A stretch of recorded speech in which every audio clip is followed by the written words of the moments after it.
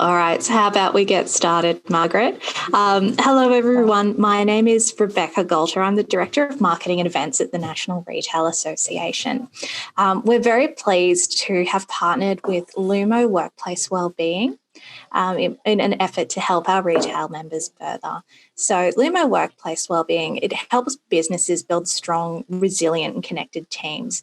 And we all know that this is extremely important, particularly in the current climate, for reasons I don't think we need to go into any further.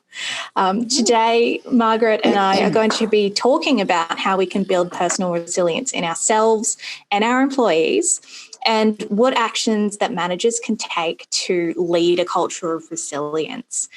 So, Margaret, thank you very much for joining us today. Do you want to give us a bit of background about Lumo and why you started it? Sure.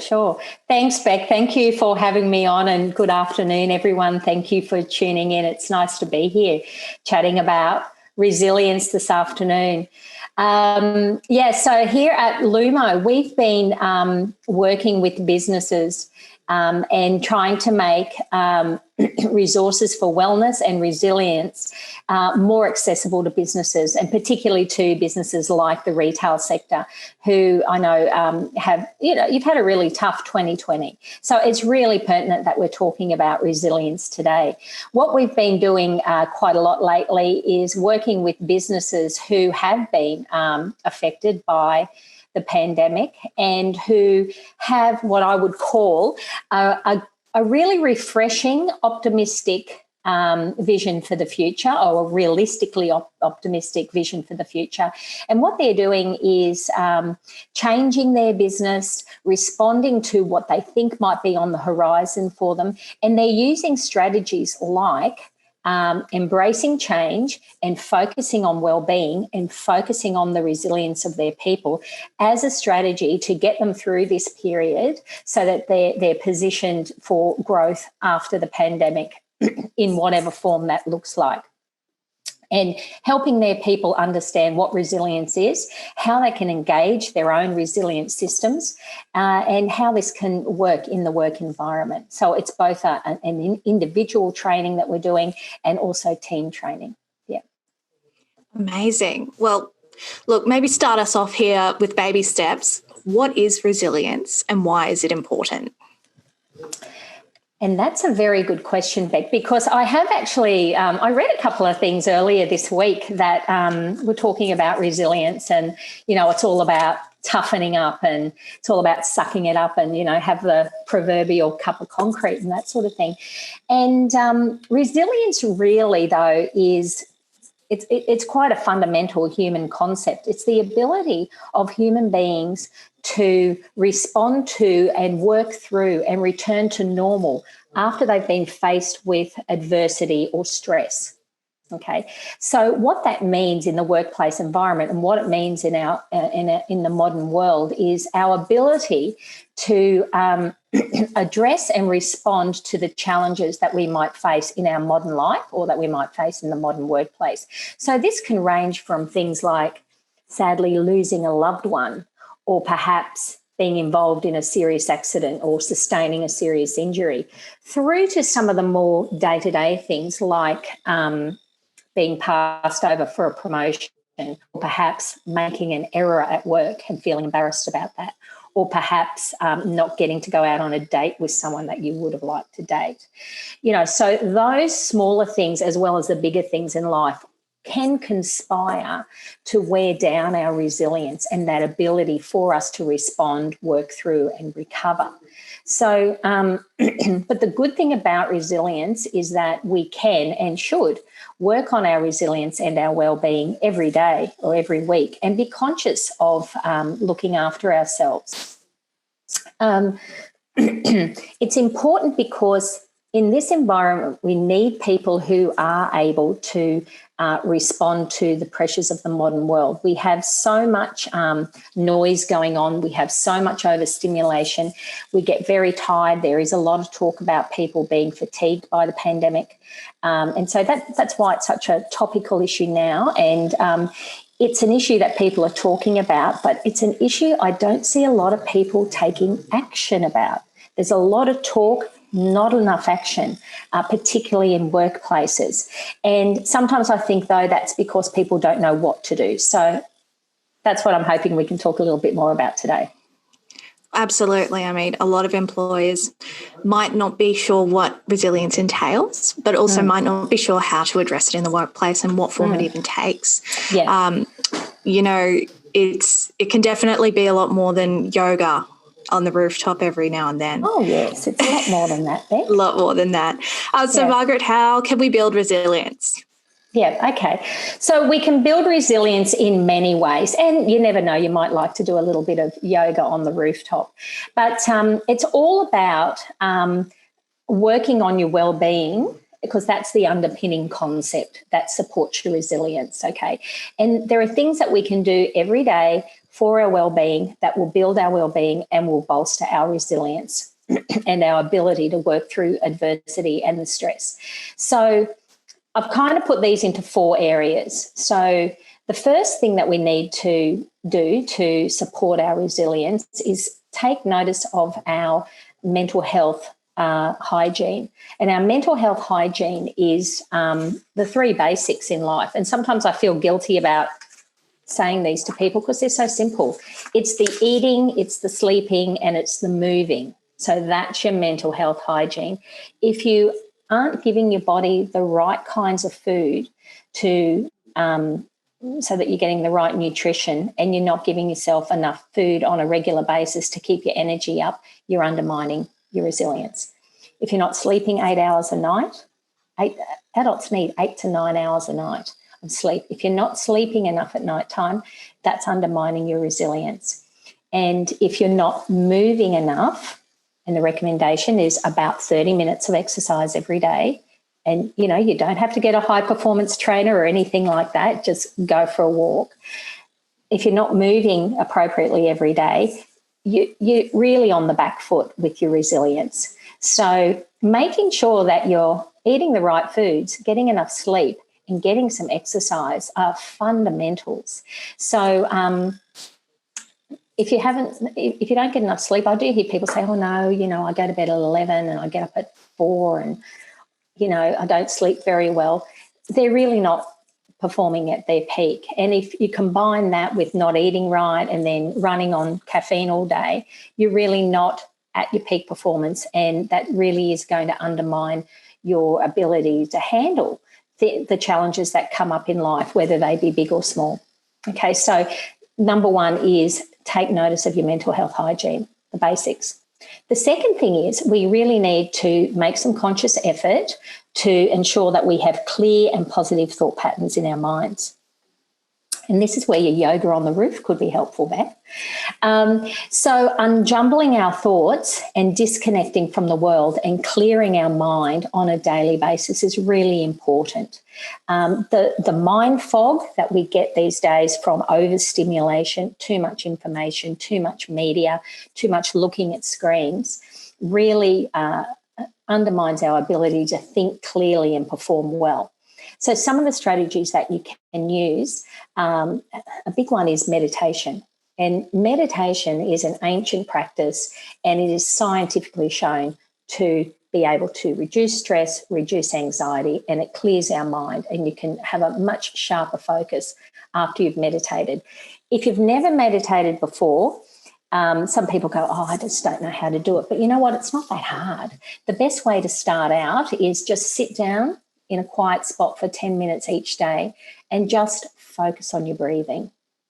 Breathing in, breathing out, and just thinking about breathing. And you can even do a little experiment and take your pulse before and then take your pulse after. And you will see after 10 minutes of mindful breathing, your heart rate will go down and you'll be thinking more clearly. So meditation is a great way to clear your mind. Another great technique is journaling. And journaling is something that some people do quite often, and it's a great technique. It's almost like a little bit of self-counselling. So sitting down with pen and paper and writing down your thoughts, how you're feeling, you know, starting a sentence that says, I feel like this. And it's amazing. The words just come out. And there is a lot of research also connecting the effects, the positive effects of journaling for people who are experiencing high levels of stress, depression and anxiety. It can help reduce those symptoms as well. It's very effective. Other ways to clear your mind, going out into nature and mindfully engaging in nature. Disconnect from all electronics, go out for a bushwalk or perhaps even sit in your backyard, observe the nature and breathe in the air. And look, if people have a faith, connecting to their spirituality through prayer is also another good way of clearing your mind. So that's another big part of getting yourself in shape to build your resilience. So the mental health hygiene, the clearing your mind. The third one is connect with others. Okay, so people who are resilient connect with others when they're going through hard times. And it's really important for us to make efforts on a daily basis to have meaningful connections with other people. So we've heard a lot about, even before the pandemic, about loneliness, and that we have a problem, almost like a modern loneliness pandemic going on in the world. And we estimate that there's about 1 in 4 people in Australia who are experiencing loneliness. And they're not all elderly people at home. There's a lot of young people who are young and single, live alone, quite often can be lonely. Loneliness, or the absence of meaningful connection to other people, is really bad for your mental health. It's connected to higher levels of depression and higher levels of substance abuse and higher levels of social anxiety. So it's important that we get out there and we have meaningful face-to-face connections with our work colleagues, our friends, our family, our neighbours. And in the work context, you spend a lot of time with your workmates. So it's really important to have meaningful connections. So it's important for us to make an effort to have those connections, because that will help you through the challenging times, and it also gives you a comfortable safety net to reach out if you need help. And resilient people do reach out for help. They don't go it alone. They don't tough it out on their own. We're social beings. We need to have connections. So that's the third one of building resilience and maintaining resilience.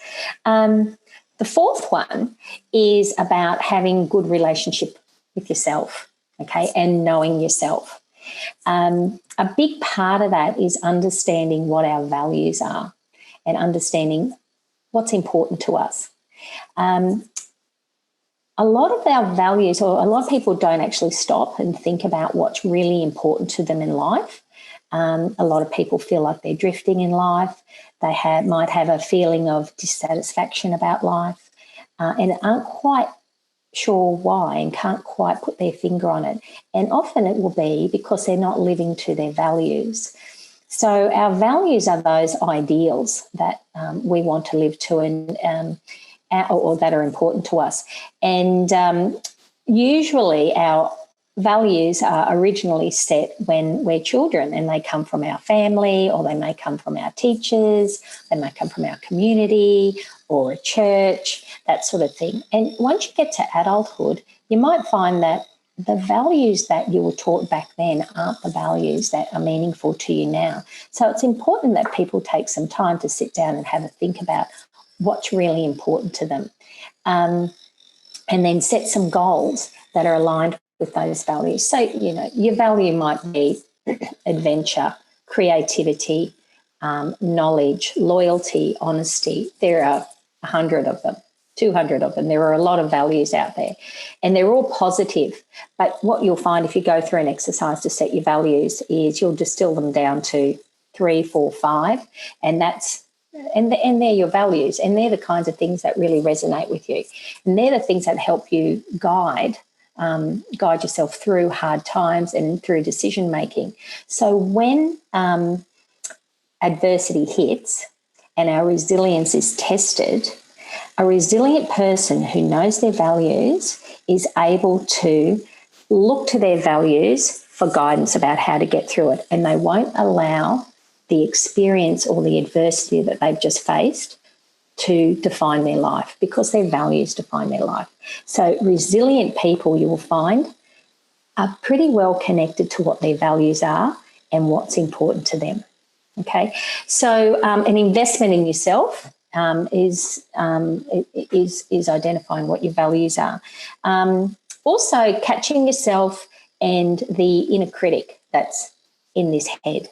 We need to give them the boot, and we need to stop the inner critic and stop giving ourselves a hard time.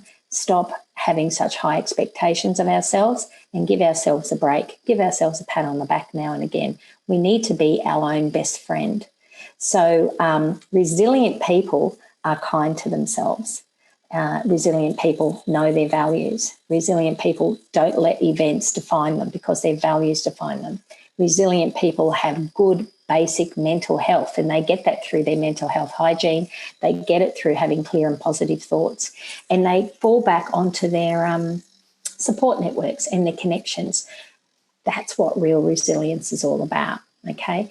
People who are not resilient tend to ignore problems, pretend problems aren't happening, they hide mistakes, they withdraw, they go it alone, they get angry, they fixate on the experience, they can't move on, their mental health tends to go down the tubes because they'll start engaging in acts that are not helpful, like drinking too much, substance abuse, gambling, engaging in too much media, all of that sort of thing.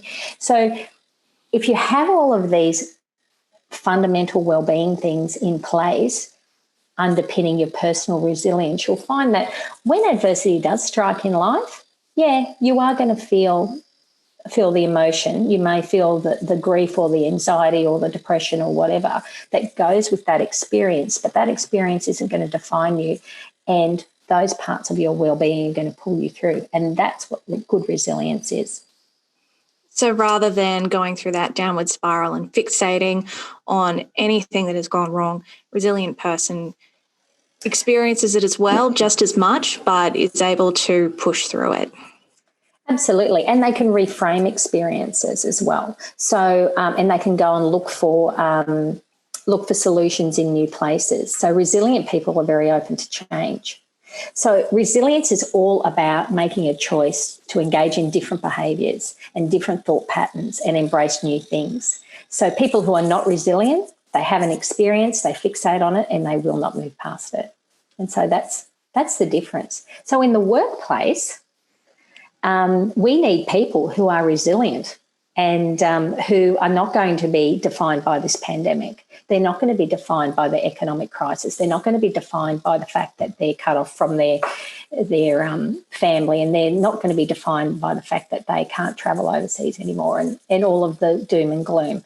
People who are resilient reframe the experience and look for joy in another place.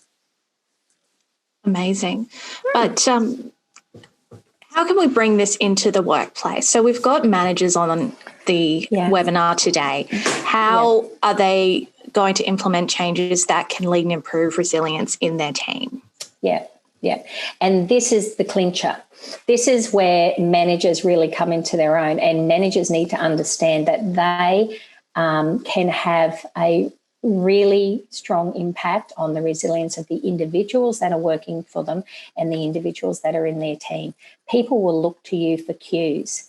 And so if you're modelling resilient behaviours and realistic optimism, then they're going to take their cue from you. If you are not acting like a resilient person, you're ignoring problems, you're withdrawing, you're engaging in poor behaviours and destructive behaviours that a non-resilient person does, well, then that sends the wrong message to your staff. So there are two key things for managers to focus on. And one is that modelling good wellbeing and good resilience behaviours, all those things that we've just been talking about. The second thing that managers need to do is create an atmosphere in the workplace based on what's called psychological safety. Have you heard that term before? Some people have. I believe I've heard you use it before, but I'd love to know more. I'd love to know more. Okay. So psychological safety in the workplace, or in general, it means that people in a group feel safe to take risks and they feel safe to show vulnerabilities. And they do that in the knowledge that they're not going to be humiliated or turned out of a group or shouted down or made to feel like they're ignorant. So in the workplace, what that means is in a psychologically safe workplace, people are going to feel comfortable about being themselves. They're going to feel comfortable about speaking up when they don't agree with something. They're going to feel comfortable about coming up with new ideas. So if you want an innovative organisation and you want an organisation that is open to change, you need psychological safety. We also need people to be comfortable about raising their hand when they need help. Okay, so if someone makes a mistake, they need to feel comfortable that they can say, oh, I've made a mistake here and I need some help. If people don't feel psychologically safe, they're going to hide those mistakes, and that's the last thing we need right now. So raising their hand and asking for help, saying that I've made a mistake, or perhaps saying, I don't understand this, or I need some help here. Psychologically safe environments will encourage employees to do that. So as a manager, you need to start modelling that behaviour and creating that kind of atmosphere with your leadership style. So how do you do that? So at the moment, we need leadership to really be focusing on positivity, realistic optimism, and we need leaders to be compassionate, and we need leaders to be connecting one-on-one with their people. So in talking about business conditions, jobs in your organisation, what might happen in the future, we need leaders to communicate regularly, and also clearly, and be able to articulate what's going on and be able to even share bad news. This will reduce anxiety in your workplace. So, if you have plans for the future and you know that, well, if we can't meet these targets, unfortunately, we might have to close outlets.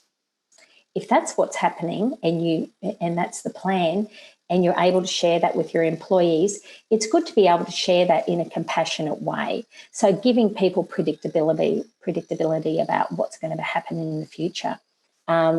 So being honest and being genuine.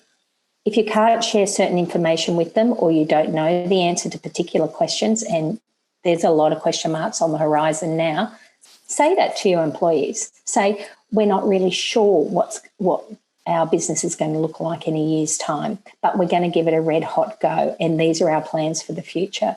So communicating that sort of thing with your employees creates an open and psychologically safe environment, and you'll find you'll get a lot better response and a lot more resilience out of your employees. If your employees are very uncertain about the future and afraid about the future, they're not going to be able to perform well at all. The other thing is connecting with your employees on a one-to-one basis in a compassionate way. Go and talk to them. Take the time to get around and ask them how they're doing and how are things at home, because everyone's experience of the pandemic is slightly different. Someone, even though they may have kept their job, their partner may have lost their job, or they might be feeling quite stressed that they haven't seen members of their family who live in other states. They could be concerned about the health of some of the elderly people in their family, and that sort of thing. You don't really know what's going on with other people, but even by having that conversation and building that connection, that meaningful connection, you're creating that psychological safety, and you're creating the environment for people to be resilient. So getting out there and having a chat to your people, if that hasn't been your style to date, I've heard people say this to me, I'm not that kind of manager. Well, you know what? You need to start being that kind of manager. You need to start going and talking to people about how they're feeling about things. You may not be able to do anything about it. You may not be able to do anything about the fact they haven't seen their children on the other side of the country for 3 months because of the lockdown and the border closures. But the very fact that you've had the conversation creates that kind of connection, and that supports good resilience in the workplace. So they're my tips for managers. So model good resilience and create good psychological safety, and be a genuine and compassionate leader. Thank you, Margaret. For everyone who is watching at the moment, please feel free to use the Q&A function. We'd love to take your questions while we've got Margaret here. Margaret, I've got one for you. While a lot of retail has remained open, there are a lot of large retailers who have head office staff who work in a corporate setting and who potentially have been working from home or are still working from home. What are your tips to touch base with the teams when you're separated by distance and the chat function sometimes doesn't seem to be enough? And so managers who have people working from home and aren't able to actually have that in-person connection, it does make it hard. What I suggest managers do is they spend some time setting up some one-on-ones with their staff. And look, you might have to go back to good old-fashioned telephone calls, or if you can go and catch up in person, that's advisable as well. But that one-on-one connection and the manager proactively setting up the time and having that conversation with them, have a little agenda, talk about their work, talk about where the business is going, but then spend some time talking about them as well. Don't wait for your employee to come to you. Don't wait for your employee to reach out for you, because the chances are they're not going to. People are starting to feel really isolated in the workplace. In the working from home situation. If people can come back to the office, if there's opportunity for that, don't assume people want to stay working at home. A lot of people need that connection. There are people that live alone and they're in their homes alone. And that's feeding this whole loneliness pandemic. I think that if with some of the follow-up resources that we've got coming out after this, Beck, there's wellbeing scorecard, which has 12 wellbeing and resilience habits in there. And that's a challenge that people can do as a team, or you can do it individually. So managers could actually use that now to create some engagement with their employees and some conversation and some dialogue around something that's not connected to work tasks. It's something that's connected to them, it's connected to their well-being, and it's something that can be a little bit of fun for teams to do. So you could actually use that tool to actually reach out to your people and start some dialogue about, their well-being and their resilience. Once you start having those sorts of conversations, it's really interesting how people will open up. I'd be encouraging, and if you're modelling those resilience behaviours, as we said, and encouraging your people to do that, that's the best thing that you can do for them. Getting them to and showing them how to take responsibility for their own personal well-being and their personal resilience is the number one thing that you can do to help your staff now. Yeah, absolutely. Having that emotional intelligence to take stock within yourself and to think, maybe I haven't been doing the laundry or just haven't packed it up or anything, and watching those things slip and start to realise I need to take stock here and maybe improve my mental health hygiene. I think that's something that a lot of people have had to do over the course of this pandemic. They have, and it's, there are some really basic things, encouraging your team to, if they're all working from home, encouraging them all to get up at normal time, eat some breakfast, have a shower and put on clean clothes that are not pajamas. That's a basic mental health action that everybody can do in the morning. And if you're noticing, one of the things about when people's mental health is deteriorating is that personal grooming and personal hygiene does start to slip. And so we need to stay on top of that sort of stuff, and that's once again getting back to some of the basics. But engaging your staff on some of that wellbeing activity would be a good thing to do. This is probably a good time for me to also, we talked a little bit, Beck, about the opportunity that I have for NRA members before the end of the year. We have the opportunity for, I can come and talk to your team or talk to them virtually by webinar. If you're in the Greater Brisbane area, that's where I'm located. I could come out and see your team face to face, depending on any any restrictions and that sort of thing. And I can have a chat to people about building personal resilience and building team resilience.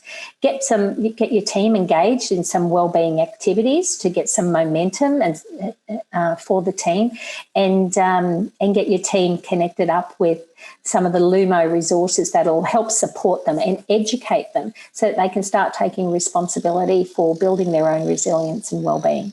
So if people are interested in that, I'm more than happy to schedule some times before the end of this year. So you can either contact me directly. I'm pretty easy to find on LinkedIn, or I think you could probably put a comment in the comment section here. And also the resources that are coming out have actually got my personal email, my personal mobile number on there, so people can contact me directly. You could also just have a look at the Lumo website and get our telephone number from there. Yeah, it's a fantastic service that you'll be providing for our members. So thank you very much for doing that again. Thanks, Beck. It's my pleasure. I know. We've had a question come through from Matthew. He says, "Hi, Margaret. When mental health takes over your natural resilience, any tips on how to bounce back again?" Oh, you mean when poor mental health overtakes your resilience? Yeah. So I think first up, it's good if you can recognise that. That's really good. Mm-hmm. And I think go back to some of the basics first. Go back to your mental health hygiene. Go back to doing some of the actions to give you some clear and positive thought patterns. Okay, so you're meditating. Go back to connecting with people. So connect with your work colleagues, connect with your family. Don't cut yourself off. Okay, and then sit down and have a think about what's really important to you. Okay, so if you're sticking to doing those mental health basics and those resilience basics, that's really good. If that's not working for you, I strongly suggest you go out and try and get engaged with some professional help. And there's quite a lot of help available. We're very lucky here in Australia that you can go to your GP and get engaged with a psychologist with free sessions. 20 now, yeah. Pardon? 20 sessions now, they've increased it. 20 sessions, I know, which is quite amazing. So you can do that. Your GP is always a really good place to start if you're looking for professional help. The other thing you can do is go onto both the Australian Psychological Society site and also the Australian Counselling Association website. Both of those peak professional bodies here in Australia that have counsellors, and they have a database that's free to search, and you can simply put in your location and it'll pop up a lot of psychologists or counsellors in your area. So it's really quite accessible. And we also have a lot of community-based organisations like Black Dog and Beyond Blue and those sorts of things that you can reach out to. But, go back and start focusing on those basics that I was talking about. And Matthew, when the resources come up that Beck's going to send out, have a look at that wellbeing scorecard and have a look at the 12 habits that are on there. So there are all sorts of things on there around the eating, the sleeping, the water, the caffeine, the exercise, the journaling, etc. Those daily habits that will maintain your resilience and your wellbeing. The important thing is, even if you're feeling well, it's important to try and buoy that wellness and stay well. So be proactive about it. Don't wait for adversity to hit before you start working on maintaining and learning about your own mental health and wellbeing. Start now. Start soon. Don't wait. Well, while we're on the topic... Yeah. Let us know, Matthew, if you've got any more questions. On the topic of learning about yourself and your mental health, we know that retail is one of the largest employers of youth in the country. When it comes to dealing with, kids as young as 14 who have entered the retail workforce and can sometimes be faced with some really challenging situations. We've all heard about Bunnings, Karen.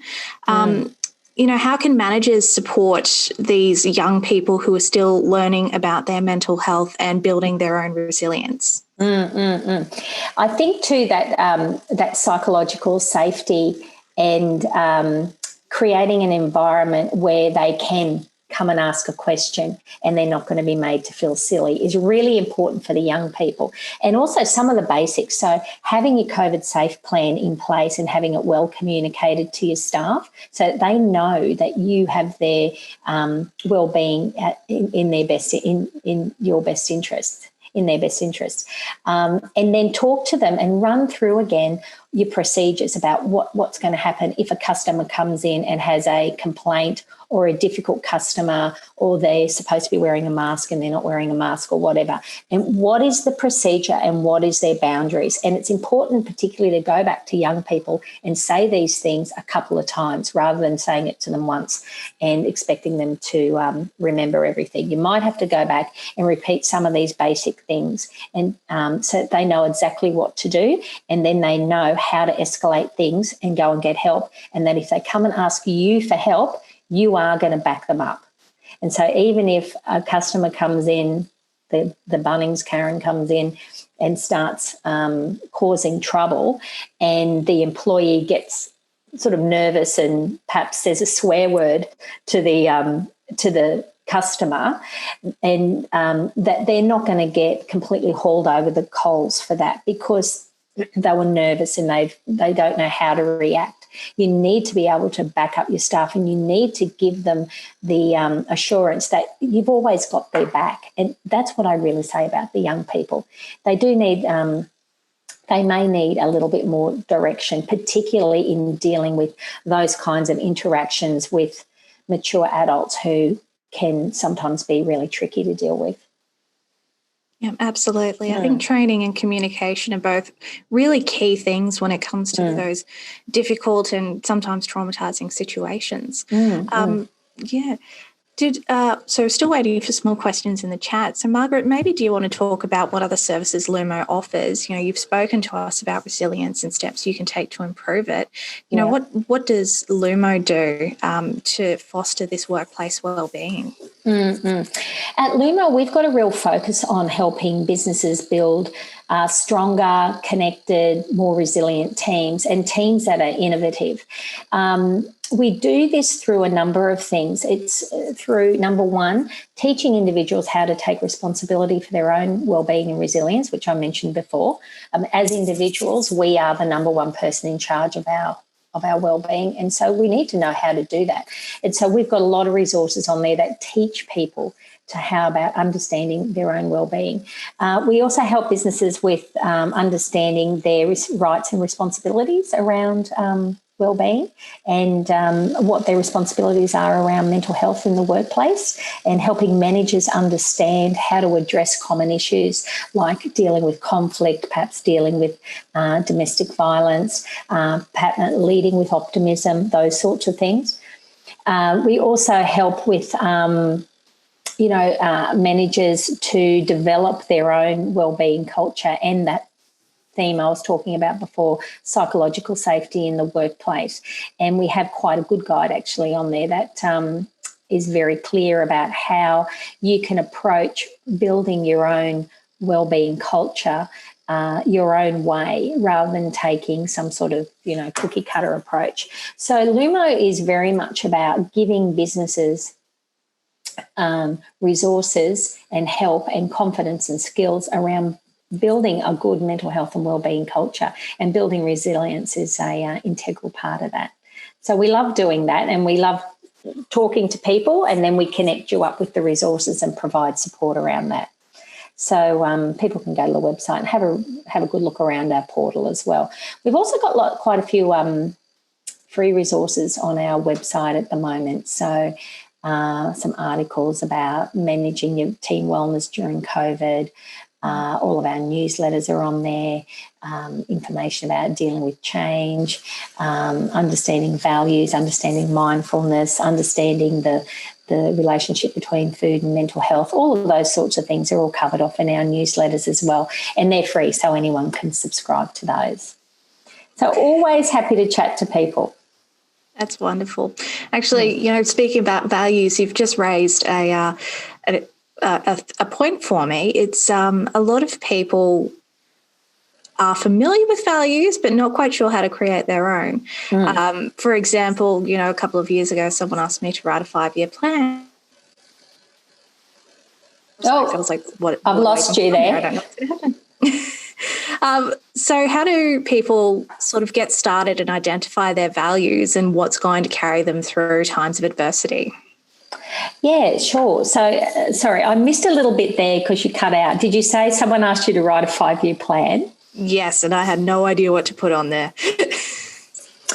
Yeah, look, values are a really interesting subject, and it's actually the headlining topic on our newsletter that'll be coming out tomorrow.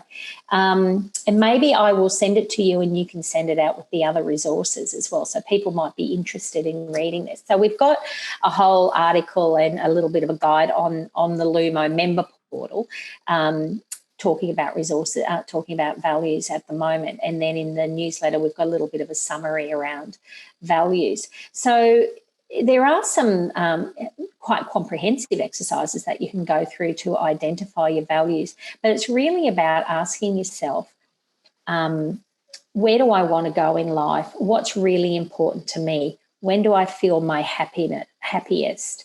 Who do I like spending time with the most, and why is it that I feel good spending time with those? So when we sit down and ask ourselves those sorts of questions and write down the answers, you'll find that there are some very specific themes that will come out. If you don't want to do it on your own like that, there are some interesting things online. There's the Values in Action survey, which is something that's online, and it's actually a free thing that is online. It's from the American, I forget what the institute it's called that does it, but it's called the VIA survey, the Values in Action survey. So people can look that up as well. Wow. All right. There's a lot of resources. There are lots of resources out there. Yeah. It's hard to know where to start sometimes. There's just so much out there. It can be very overwhelming. So, well, it can, but that's, and that in itself can be something that stops people from working on their resilience and wellness because they're not really sure where to start. So, the contemporary world has really made things like well-being and wellness quite confusing. Quite often people think that they need to go on some sort of special diet or get a high-performance trainer or go on some sort of expensive retreat to improve their wellness. But wellness is as old as the human race. Human well-being is as old as the human race, and really doing basic things every day is what we need to be doing. So no, you don't need to go out and get a high-performance trainer or go on a special diet. Looking after your wellness is actually a very basic and comfortable, simple and easy thing to do, and that's the way it should be. So I think if people go and have a look at the scorecard, they'll learn that. You'll be surprised at how easy and actionable the habits are. Absolutely. Well, Margaret, it has been such a pleasure having you on today, listening to all of your talk about resilience. I know that I'm inspired. I hope all of our listeners are inspired as well. I hope so. Next time I see you, I'll sit down with you and we'll go through the scorecard together.